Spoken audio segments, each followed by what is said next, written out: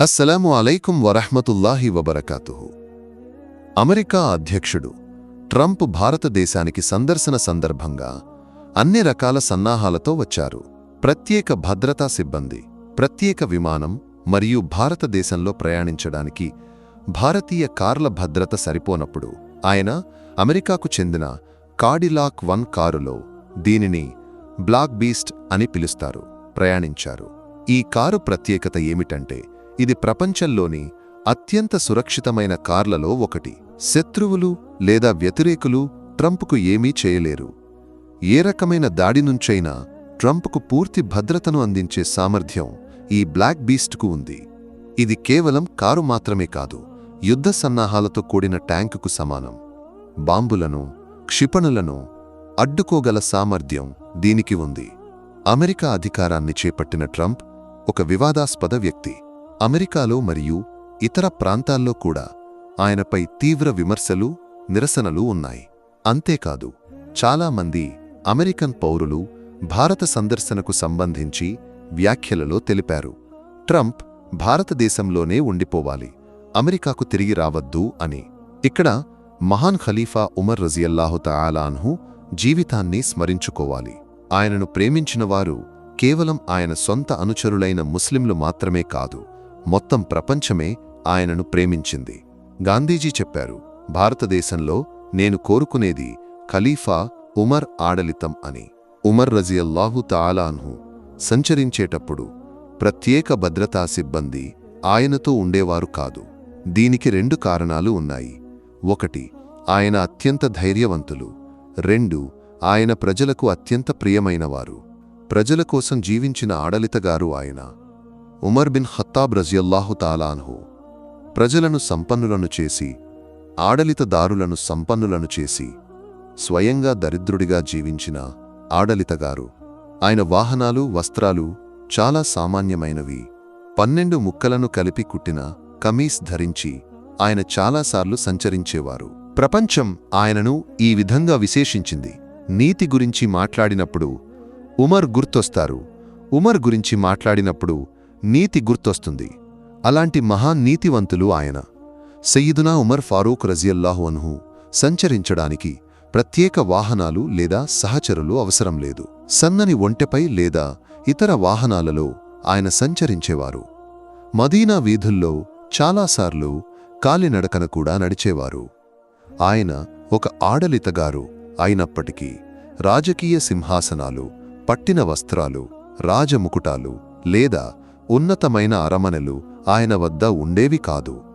ఆయన దరిద్రులు, చెట్టు కింద పడుకొని ఉరుముతున్న ఆడలితగారు ఆయన. ఈ రోజుల్లో రాజులు, మంత్రులు ఒక ఊరికి వచ్చినప్పుడు రెస్ట్ హౌస్లలో లేదా ఉన్నత హోటళ్లలో విశ్రాంతి తీసుకుంటారు. కాని ఉమర్ రజియల్లాహు తఆలా అన్హు చాలాసార్లు చెట్టు కింద విశ్రాంతి తీసుకునేవారు. ఒకసారి పర్షియా రాజు దూత ఖలీఫా ఉమర్ రజియల్లాహు తఆలా అన్హును కలవడానికి మదీనాకు వచ్చాడు.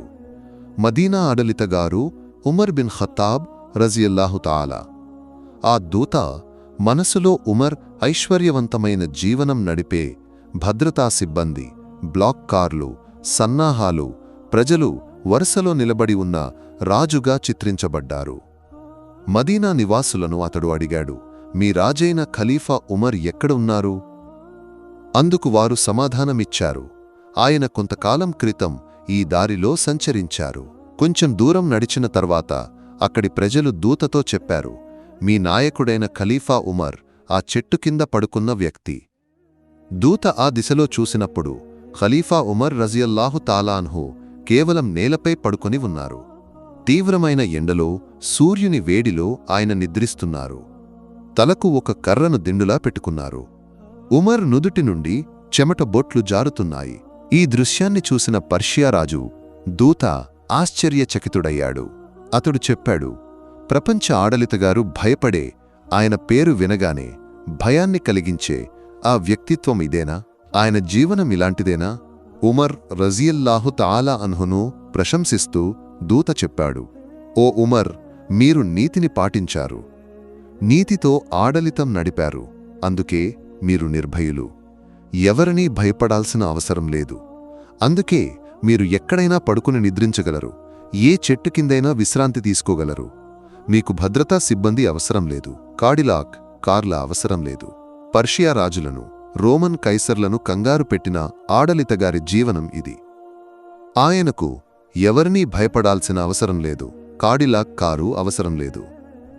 ఎందుకంటే ఆయన ప్రజల కోసం జీవించిన ఆడలితగారు, ప్రజల క్షేమం కోసం కార్యనిర్వహణ చేసి స్వయంగా దరిద్రులుగా మిగిలారు. నబీ సల్లల్లాహు అలైహి వసల్లం వచనం ఇక్కడ స్మరణీయం. అల్లాహ్ ప్రవక్త ముహమ్మద్ ముస్తఫా సల్లల్లాహు అలైహి వసల్లం చెప్పారు, నీ ఆడలితగారిలో ఉత్తములు, నీవు వారిని ప్రేమించేవారు, వారు నిన్ను ప్రేమించేవారు. నీవు వారికోసం దువా చేస్తావు, వారు నీకోసం దువా చేస్తారు. కాని నీ నాయకులలో చెడ్డవారు నీవు, వారిని ద్వేషించేవారు, వారు నిన్ను ద్వేషించేవారు. నీవు వారిని శపిస్తావు, వారు నిన్ను శపిస్తారు. అల్లాహతాలా మాకు దయామయుడై మా దేశాన్ని కాపాడే, ప్రజలపై దయచూపే మంచి ఆడలితగారిని ప్రసాదించాలి.